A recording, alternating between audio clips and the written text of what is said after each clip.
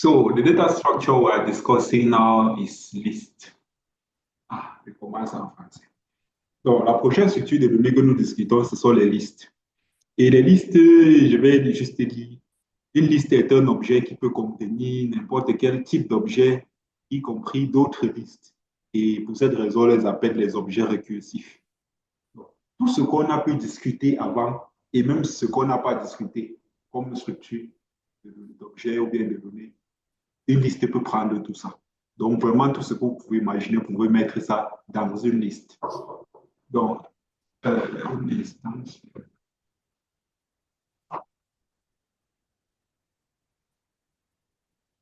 Hello? Donc, Uh, your donc, voice is not clear. sorry. Donc, oui, voilà un exemple de liste qui est là. J'ai mis à l'intérieur vraiment tous les objets qu'on a manipulés plus haut. Là, par exemple, on a la glycémie avec les valeurs que nous avons vues en haut. On a le statut avec les valeurs que nous avons vues en haut. On a la matrice, la deuxième version qui avait les dimensions annotées là. Elle est là. Notre arrêt, il est là. Notre data frame, ARIS, c'est là.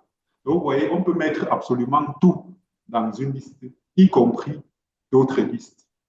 La raison pour laquelle c'est quand même intéressant, c'est quand même important de savoir ce service d'une liste, c'est que il y a beaucoup d'opérations qu'on lance parfois dans R, surtout les analyses statistiques, que ce soit les régressions, que ce soit les tests d'hypothèses et tout. Ça renvoie toujours les résultats sur une structure qui est proche de la liste. Ce n'est pas toujours exactement la liste. Lorsque vous allez interroger, ça ne va pas toujours vous dire liste. Mais le principe de manipulation, d'utilisation, c'est toujours proche de la liste. Donc, c'est quand même intéressant de savoir si c'est d'une liste dans R. En plus de ça, j'ai parlé tout à l'heure du diagramme de Venn. J'ai fait un diagramme de Venn il y a de cela peut-être 1 ou 2 ans. Je me souviens du package que j'utilisais pour faire ça. On demandait que les données soient sous le format liste. Donc, c'est quand même important de savoir ça. Vous pouvez avoir besoin de ça pour faire certains genres de graphes.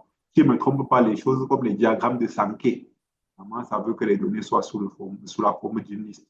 Et aussi les résultats des analyses, comme je disais tantôt, il y a certaines analyses qui donnent les résultats sous un format qui est proche ou bien qui est même la liste. Et il faudra que vous puissiez extraire les informations qui vous intéressent à l'intérieur de cette liste. C'est la raison pour laquelle on mentionne ça. Et une fois de plus, une liste peut contenir d'autres listes. Avant les tables, je pense que c'était le seul objet qui pouvait contenir d'autres objets de la même nature, mais désormais avec les tables, on peut mettre des tables à l'intérieur des tables. On parle souvent des tables imbriquées. Bon, uh, the last data structure we're covering here is a list. And we're saying that a list is an object that can contain any other type of object, including other lists, because it can include other objects of the same nature and as itself, we call it generally a recursive object. And the example I'm taking here is a list where I've put all the data structure we have manipulated before. So you can recognize glycemia here, which is the first item in our list. Then its status is there, made up of true or false. Then the second version of the matrix where we labeled dimensions is there. The next object we have included is the array we have seen before. And then we have put our data frame iris. So basically you can put whatever you want inside a list. And when I interrogate class, it tells me that it is a list.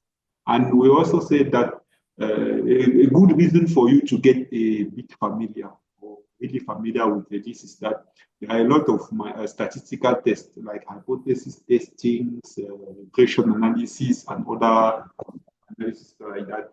That will give you the result in the format of a list or a data structure which is really close to a list.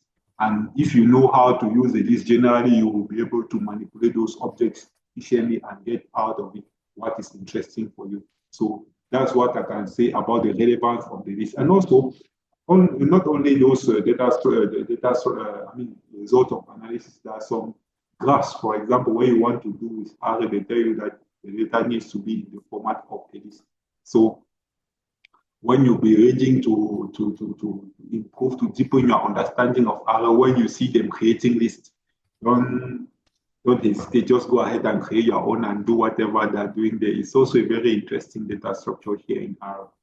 So that's what we can say about data structure, and we're done with it now. We're moving now to data types. And before we go, if you have any question about data structure or whatever we did before, don't hesitate, go ahead and ask your question.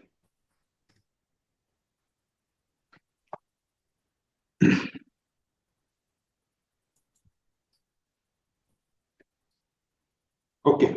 S'il n'y a pas de questions, essayons un peu de discuter des types de données. Sur les types de données, vous allez vous rendre compte qu'on allait beaucoup plus concentré sur les vecteurs. C'est la même idée partout, que ce soit dans les colonnes d'un, que ce soit dans les colonnes d'un data frame, que ce soit un vecteur situé dans une liste. C'est le même principe. Donc, je commence avec ce petit graphe. Ça ressemble aux choses qu'on nous enseignait en statistique. J'ai adapté ça d'une publication de Boulouman. Je peux fournir la référence si nécessaire. Donc, on distingue globalement deux types de variables statistiques. On a les variables qualitatives et les variables quantitatives. Parmi les variables quantitatives, on parle des variables, il y a les variables, on distingue les variables discrètes et les variables continues. Donc, Salifou, any problem? Un souci, Salifou?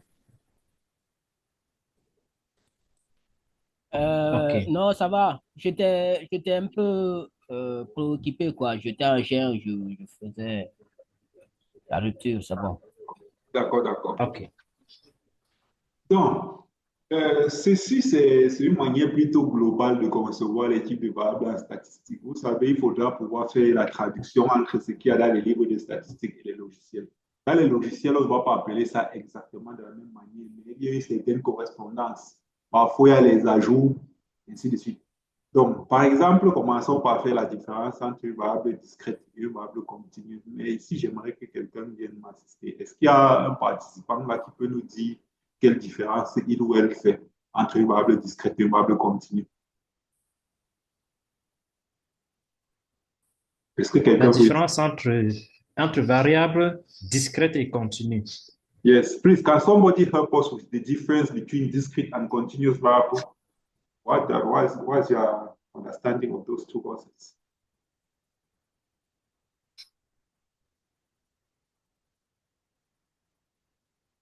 And don't forget, there's an attestation of participation at the end of the workshop. And don't be surprised that not everyone will have it. But my prayer is that all of you will get the attestation. So participation is also very important. And I've said there is no stupid answer or stupid question. We are all learning. We are learning, and to learn, you need to practice. You need to make errors. Trial by error is one good form of learning, even for animals in the forest and so on. Yeah. Continuous and discrete. You can even use example. Another way of just giving the differences by giving the example, and it makes sense.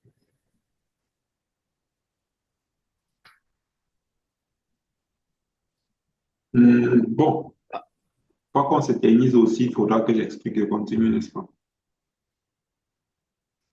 Vas-y, Julius. Une variable discrète, n'est-ce pas? C'est une variable qui peut prendre un nombre limité de possibilités dans un range. Range en anglais, en français, c'est quoi? Sur une étendue précise, une variable discrète peut prendre un nombre limité de possibilités. Et généralement, vous pouvez voir une variable discrète comme une variable de comptage. Donc, si vous comptez quoi que ce soit, imaginez la plus petite valeur possible, imaginez la plus grande valeur possible.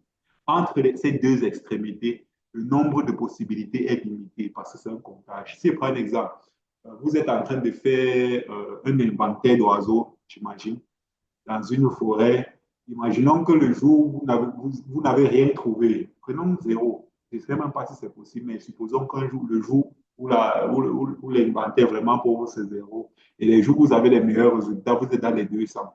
Entre 0 et 200, le nombre de valeurs est limité. C'est, je crois, 200 valeurs. C'est ça une variable discrète. Par contre, une variable continue. On a aussi deux extrémités, mais à l'intérieur, le nombre de possibilités est illimité. Si je prends par exemple la glycémie, comme tout à l'heure, et nous disons la plus petite valeur de la glycémie imaginable, c'est 0,1 par exemple, et la plus grande valeur, c'est peut-être 2. Entre 0,1 et 2, le nombre de possibilités est illimité parce qu'un individu peut avoir 0,1, 3, l'autre, ainsi de suite. Vous voyez, certains parfois définissent les variables continues, les variables discrètes en termes de décimales et de nombres décimales. C'est vrai que généralement ça marche, mais la bonne définition pour ces termes-là, c'est que la variable continue peut admettre un nombre illimité de possibilités à l'intérieur des deux extrémités. C'est ça une variable discrète. Une variable continue, pardon. Un exemple que j'ai donné déjà, c'est la glycémie. Donc, il y a quelques petits. Ça fait déjà trop de français. Il faut que je rattrape un peu l'anglais. So, we're talking here about data types and we're more focused on variables, or you can see it as vectors, but whatever we say here can really be applied to any other data structure. In statistics books, generally you see them categorizing variables into two main types. You have qualitative variables and you have quantitative variables. And under quantitative variables, you have discrete variables and you have continuous variables. So we're explaining that a discrete variable is a variable that can assume a limited number of possibilities within a range. So if the minimum number you can see for a variable is 0 and the maximum number is 200, between 0 and 200, the number of possibilities is limited. And you can also see a discrete variable as a count variable. Anything you are counting is a discrete variable because the number of possibilities is really limited. Even if the range is so wide, the number of possibilities is still limited. On the other hand, we have continuous variables. Here, the number of possibilities within the range is really unlimited. Even if the range is 0 and 1. Between 0 and 1, the number of possibilities is unlimited because one may assume 0.01, the other one 0.001. You see, here you cannot list the number of possibilities you have here. You cannot. So it's really unlimited. And a good example is the glycemia. Even if you have the feeling sometimes that the continuous variable has a limited number of possibilities, maybe because of the accuracy of your measurement tool. If not, that variable can already assume a limited number of possibilities within a range. Donc, on va un peu nuancer par rapport aux variables qualitatives ici. Quand on dit qualitative, là, vraiment, ça ne s'arrête pas là. Il y a tellement de variantes là à l'intérieur, surtout quand on arrive au logiciel. Bon, en statistique aussi, ça se voit clairement. On a les variables catégoriques, catégorielles, les variables catégorielles. Donc, toute variable qui peut vous permettre de catégoriser votre population ou votre échantillon en groupe, c'est une variable catégorielle. Si je prends par exemple le sexe, à partir du sexe, on peut grouper nos individus en deux groupes. On a les hommes, on a les femmes. C'est une variable catégorielle. Donc, quelque part, ça sonne presque comme un synonyme de variable qualitative. Vous voyez? Donc, toute variable qui vous permet de créer des groupes d'individus, c'est une variable catégorielle. Maintenant, une variable ordinale. Une variable ordinale, c'est lorsque les modalités de votre variable peuvent suivre un ordre logique, un ordre chronologique, genre du plus petit au plus grand. Si on parle par exemple du niveau d'éducation, on peut classifier en primaire, secondaire, supérieur et tout. Ça suit un certain ordre. Si on veut essayer de mesurer la douleur, l'intensité de la douleur, l'autre va dire faible, très faible et tout ça. Vous voyez que ces modalités-là peuvent être rangées suivant un certain ordre. Dans ce cas-là, on va parler de variables ordinales.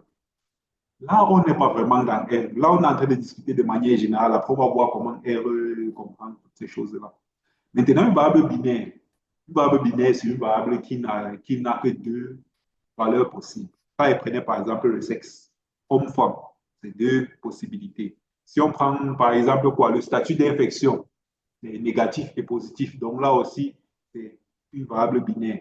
Et j'aime aussi voir une variable binaire comme une variable catégorielle. Parce que là aussi, on permet de faire des catégories, peut-être deux catégories, mais c'est un cas, je préfère voir ça comme un cas particulier, des variables catégorielles. Donc, soyez un peu concentrés. Toutes ces choses sont tellement liées les unes avec les autres. Ensuite, on va parler des variables booléennes. Une variable booléenne ne prend que deux possibilités, comme les binaires, mais deux possibilités très précises, vrai ou faux. Donc, si une variable prend un vrai ou un faux, la plupart des logiciels, que ce soit R, que ce soit Python, que ce soit n'importe quel logiciel, généralement, ça va comprendre ça comme un booléen. Ici, vous voyez logique quelque part, c'est le synonyme. Maintenant, facteur.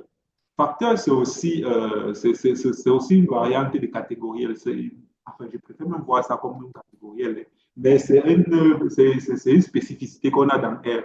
Lorsque vous manipulez, par exemple, une variable catégorielle, par défaut, R va vous mettre les modalités là par ordre alphabétique, par exemple. Si l'ordre alphabétique ne vous arrange pas, vous voulez un certain ordre, la meilleure manière de résoudre ce problème, c'est de transformer catégoriel en facteur, en définissant vos niveaux vous-même, en définissant dans quel ordre vous voulez que les niveaux apparaissent. Avec le temps, lorsque vous allez manipuler le R, vous allez vous rendre compte que le facteur est très utile. Parfois, vous faites un graphe, les graphes en bas, par exemple, vous voyez les barres, dans quel ordre les barres apparaissent. Si cet ordre-là ne vous convient pas, vous voulez changer d'ordre, la meilleure solution, c'est de transformer en facteur. Parce qu'en facteur, vous avez la possibilité d'imposer l'ordre. So, let me resume some various types we have under qualitative and quantitative. I've already discussed continuous and discrete. Yeah, when you see double, it also means continuous. We'll discuss that later likely. Now, what is a categorical variable? A categorical variable is a qualitative variable, of course, that can enable you to create category, to divide your individuals into groups. If, for example, you take gender or sex, you have males and females. You see, you can already divide your population or your sample into different categories or groups. So those variables are referred to as categorical variables. So it sounds a bit like a synonym of qualitative. Now, ordinal variable is also a categorical, of course, but here you have that property, a certain property. Those categories or those modalities can be ordered following a certain path. For example, if you are grading the pain, if you are grading something, it's an ordinal variable because you can, if you are grading pain, for example, you can say low, moderate, you can grade it. If you are talking about, for example, the educational level, you can have people having the primary level, secondary, higher or university level. There is a certain order that appears naturally in the modalities there, and those variables are referred to as ordinal variables. Even in statistics books, generally you will see it referred to like this.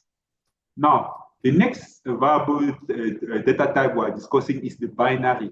It's also a categorical, but here you have only two categories, like the name is indicating, binary. You also call it dichotomous variables. So here, if you take, for example, gender, it's a binary. If you take, for example, infection status, like positive or negative, is also a binary. So a binary is just that type of categorical having exactly two modalities. Now, when those two modalities are true or false, the variable becomes what we call a Boolean. So a Boolean is a special type of binary, but here the two modalities are two specific modalities, true or false. We call it a binary, and a synonymous to it is logical. Some software will call it logical, like R, for example, we call it logical. Now, the factor is right like the categorical variable, but it has an interesting feature. You can specify the order in which you want your modalities to appear when you are using it in tables or graphs. When R is still seeing it as an ordinary categorical, you range it, it will appear in alphabetical order. But when you are defining a factor, you can decide that no, you are not following the alphabetical order, and you impose your own order, the order that makes sense or the order that is more relevant to the data you are studying. Julius? Oui, Monsieur Pascal. Yeah, let me, sorry to stop you. Let me just explain something that I've got in the chat board. I cannot type it. If I type it, it may not be very clear. So there is a challenge to defining whether H is a discrete variable or a continuous variable. Okay. That's the preoccupation of Ornella. So I want to tell her that actually H can be considered discrete or continuous, but technical. technically speaking, it's a continuous variable because let's take our age. If you are calculating our age normally and mathematically, it should has decimal points because there's a month there, there's the week there, there is even the day, and you can come up with a particular value with decimal points. Even though we always round it, we all say you are maybe 20 years, 25 years, but is it really your age? So technically, it's continuous variable, even though most of the time we implement as a discrete, but it's not discrete. So when you are analyzing your data, always consider it as a continuous variable. It's better like that. Julius? Ok. Merci beaucoup, Monsieur Pascal. Donc, pour ajouter à ce que Monsieur Pascal disait, c'est très dangereux de définir une variable continue sur la base de la présence ou pas de la virgule. Une variable continue ou discrète, ça dépend de votre compréhension de la variable en question. Finalement, la variable discrète et continue peut paraître comme une variable discrète à cause, par exemple, de certaines limites dans l'appareil de mesure, dans la manière où les données ont été collectées. Vous voyez l'âge, par exemple, lorsque vous demandez à quelqu'un, vous avez quel âge? Il vous dit peut-être 20 ans, vous écrivez aussi 20 ans. Mais son âge, en fait, c'est 20, quelque chose. Vous pouvez prendre la date de naissance, vous faites moins la date présente, ça vous donne l'âge. Avec les décimales, l'âge, c'est une variable continue. Mais à cause de la façon dont c'est collecté, ça paraît comme une variable discrète. Donc, si vous voulez définir une variable continue ou discrète sur la base de la présence du décimal, c'est limité parce que certaines variables continues apparaissent sans décimal. Pourtant, c'est une variable continue. Donc, concentrez-vous sur votre compréhension de la variable plutôt que sur la façon dont ça apparaît. Donc, là, maintenant, on a parlé un peu comme ça se dit en statistique pour la plupart, de quoi ça allait dans R. Donc, le principe est simple. J'ai fait un petit tableau là. Le nom de la variable est là. Quelques observations dans la variable sont là. Et puis, comment R définit ça. Et pour savoir quel type de variable vous avez devant vous, vous n'avez qu'à faire classe. Comme on a vu avant, vous n'avez qu'à demander la classe et puis ça va vous dire. Donc, imaginez d'abord une variable qui s'appelle le quartier. À l'intérieur des quartiers, on a pour chaque individu, on a le quartier, son quartier de résidence. Si vous demandez à R de quelle classe quartier est, R va vous dire c'est un caractère. Donc, ça, c'est une variable catégorielle par défaut, là, sans aucune touche. Maintenant, si j'utilise la variable quartier ici pour faire, par exemple, un graphe, l'ordre d'apparition, c'est alphabétique. Donc, on aura d'abord Bunduma, ensuite Moliko, et enfin Sanpi. Ça suit l'ordre alphabétique. Mais imaginons que l'ordre là ne m'intéresse pas. J'aimerais avoir ça apparaître dans un ordre précis. Je peux convertir en facteur. Là, j'ai créé, par exemple, une deuxième version de quartier qui apparaît en facteur, comme un facteur. Vous voyez, les mêmes quartiers sont là, mais ça nous dit facteur. Si on rentre dans la manipulation de tout ça, vous allez voir un peu la différence. Bon, je propose, après le tableau, s'il vous plaît, si j'oublie, rappelez-moi pas dans R, essayez de voir ça. Si on prend un truc comme l'éducation, ouais, vous pouvez toujours entrer ça dans R, ça vient comme un caractère, mais c'est plus approprié de définir ça comme un facteur. Et lorsque vous avez défini comme un facteur, voilà comment R appelle ça. Ordered factor. C'est un facteur suivant un certain ordre. Donc, si là, par exemple, je veux étudier cette variable-ci, ça sait que primaire vient avant secondaire, avant université. Ça comprend très bien ça. Donc, l'autre variable statut, la même variable qu'on avait avant, fait de vrai ou faux. Ah, malheureusement, là, ce qui apparaît, ce n'est que vrai, mais on aurait dû avoir quelques faux là. Ça dit logical, donc c'est un booléen. C'est constitué précisément de vrai ou faux. C'est un booléen. Donc, prenons maintenant la variable status 2, la deuxième version de status. Là, j'aimerais que vous contribuiez un peu, s'il vous plaît. La deuxième version de status. On a là 1 pour positif et 0 pour négatif. R nous dit que c'est une variable numérique. Qu'est-ce que vous en pensez? Est-ce que vous pensez vraiment que statut 2 doit être considéré comme un numérique? S'il vous plaît, contribuez ici. Est-ce que vous croyez que vraiment c'est une variable numérique? Basez-vous sur le contexte que vous avez donné, que 1, ça veut dire positif, et 0, ça veut dire négatif. Est-ce que c'est normalement un numérique?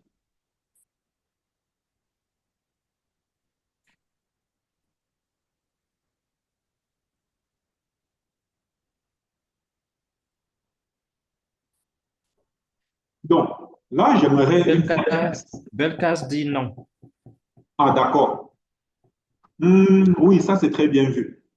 Là, c'est pour attirer votre attention sur le fait que vous ne devez pas juste vous concentrer sur la façon dont la variable apparaît, mais vous devez aussi tenir compte de votre compréhension de la variable. Si vous pensez que statut 2, c'est une variable quantitative, demandez-vous juste si une opération arithmétique aurait un sens. Si je calcule par exemple la moyenne de ces nombres-ci, ça ne m'apprend rien. Donc, ça ne peut pas être un numérique. C'est vrai que pour rendre un peu le codage facile, ça m'arrive parfois d'essayer de considérer ça comme une variable quantitative, mais je vais vous expliquer comment. Si j'ai une variable comme ça, vous me demandez combien de personnes sont positives là. Si je fais la somme de ça, ça me donne le nombre de positifs, mais c'est juste, c'est juste un raccourci en quelque sorte. J'ai utilisé ça un peu comme un numérique, mais je sais qu'au fond, ce n'est pas un numérique. J'ai exploité un petit raccourci que ça m'offre, mais normalement, ce n'est pas un numérique. C'est mieux de voir cette variable comme une variable binaire. Et malheureusement, R, je ne pense pas que R va vous écrire binaire un jour. Ça ne va pas vous écrire binaire.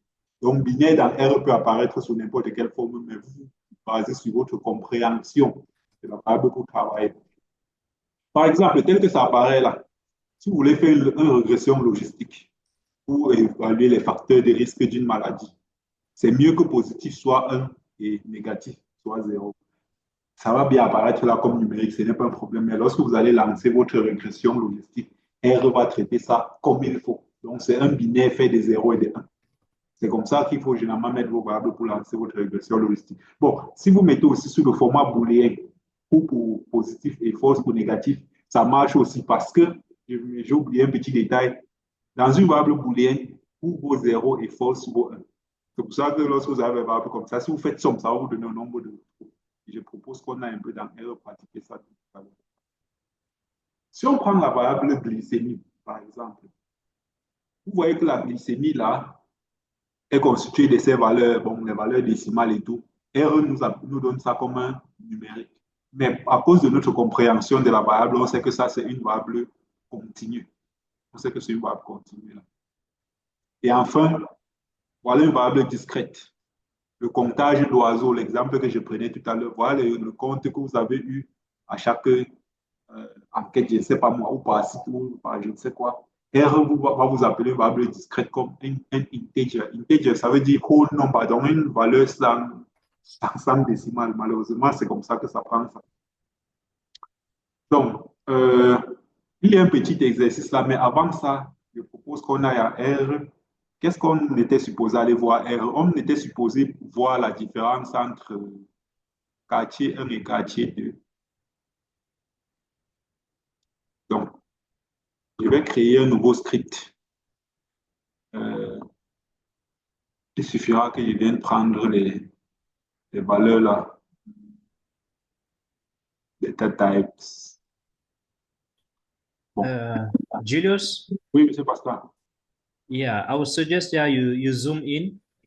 OK. It's really small. You can zoom your console and you can try again once. Yeah, show them where you are zooming. I forgot to tell them yesterday. I do it with to zoom. Contrôle plus. Yeah. Vous faites contrôle plus pour zoomer, contrôle moins pour réduire. Yeah, control plus, and you zoom it.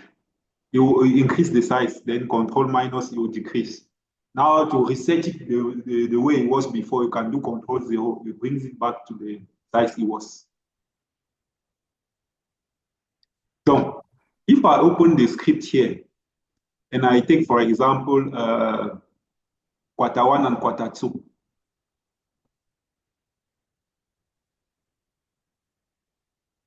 this is how I created those two variables. If I want, for example, to see the table, if I say, for example, table, should I even say table? Let me just say plot. Plot quarter. If I plot it, oh, what's the problem? Ah, yes, it's a quantitative. It's a qualitative, I mean.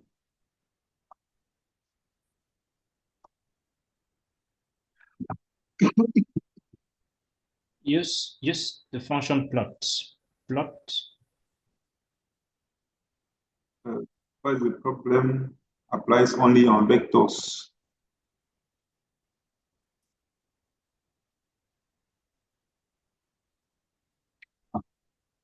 Avec Plotgist. OK. Ne nous concentrons pas trop sur le type de graphe que ça a fait. Concentrons-nous plutôt sur l'ordre d'apparition des quartiers là. Vous voyez, c'est l'ordre alphabétique.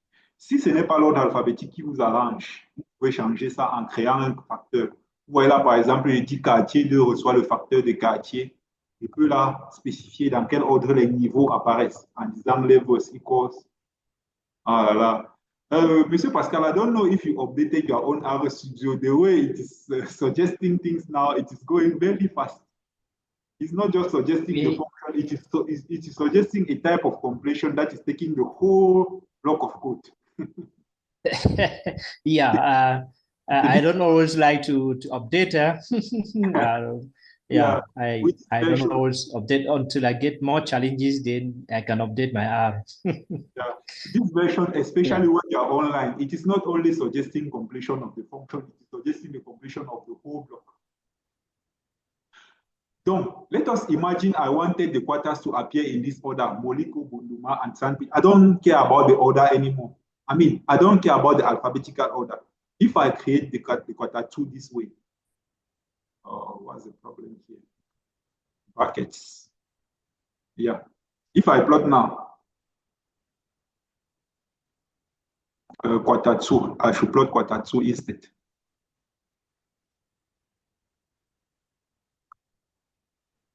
So you see, as I plotted quarter 2, the order is exactly the one I specified. And this is one advantage the factor is giving to you. So if the alphabetical order is not what works the best for your case, just use the factor to take it into account. And something else I wanted to show is the Booleans. So if I say, for example, status receives, let us simulate data.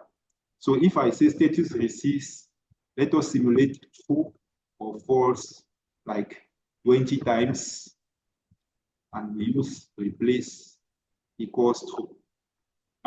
Completion. So here I want to create a vector of 20 values made up of true or false, and the replace equals true means that you can take one value here more than once. It's very important because I have only 2 values and I want it 20 times. If it cannot repeat something here, it will give me an error. That's why I'm putting the replace. Sample is just to generate a set of random values. So if I can plot it, I can do this.